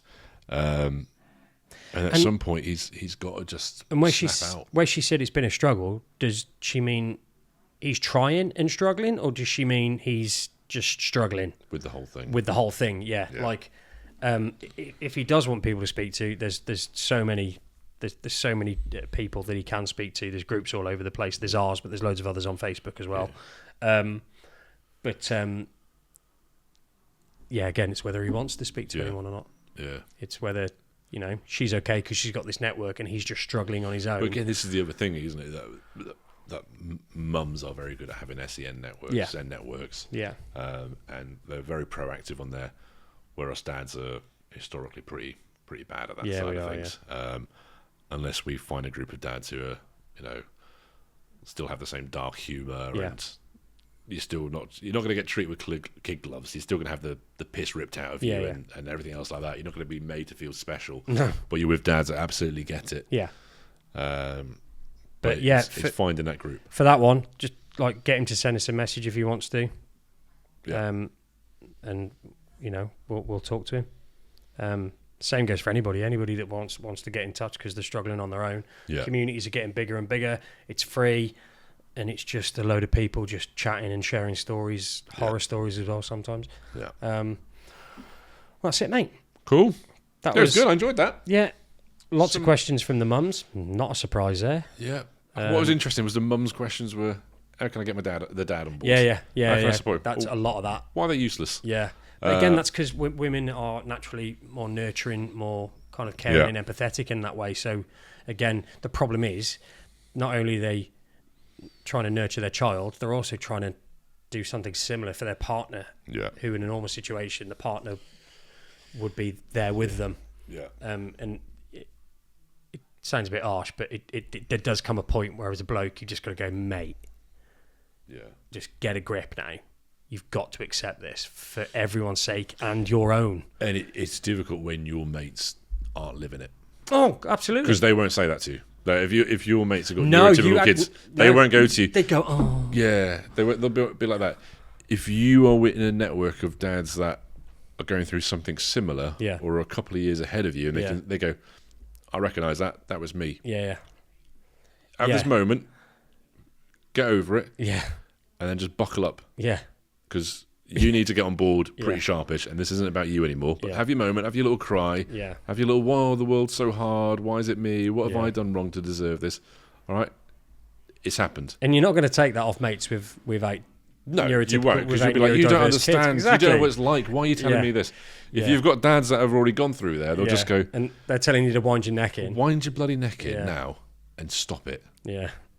Right, it's done. Yeah. You're not going to change your child now. No. Get on with it. Yeah. And yeah, you've got to be surrounded by people that understand it and can say that to you. But that was nice, because most of the mums were Yeah, still thinking about other people, which was what mums do. Yeah. Because they're bloody awesome. I know. Okay, mate. I enjoyed that. It was good. Really good. Fucking hell. How long was it? Yeah, pretty long. Holy shit. Yeah, not as long as the London Marathon, but pretty long. Oh, why did you have to say that? That's all I think about now. All right, mate. Thank you very much. Absolute pleasure. Guys, love you loads. Follow us everywhere. Thank you. See you soon. Take care. Bye. Bye.